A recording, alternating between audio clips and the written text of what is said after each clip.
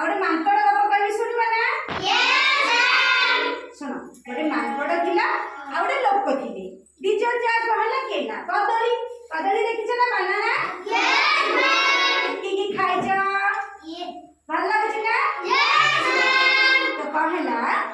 जे मांकड़ जे कदली रे छडेई खाइला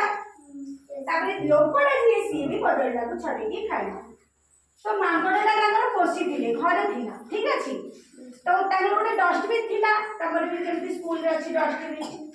जे jar pencil use करछ कि पेपर जहा भी करछ डस्टबिन में पकाउछ ना यस मैम एटा भी सिखिबा जरूरी एमति नै तले पकई दबो सब आम घर स्कूल भी आम घर भी आम घर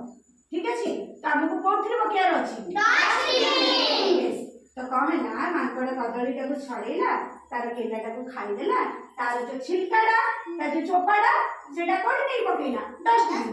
ठीक अछि लोकटा कोन कला से कदलीटा को छड़ेई खाई देला तार चोपाटा एमती फोपाड़ देला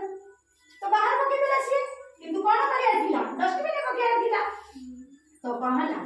बाहर तो एक्चुअली पकेयार नाही से पके देला तार कोन कला एक छोटो पिला थिला से पड़ ही दौड़ी आसला आ से जो चोपाटा नहीं चोपा उपरे तार गोड़ पड़िगला अच्छा कदली चोपा रे गोड़ पड़ले कोन हुए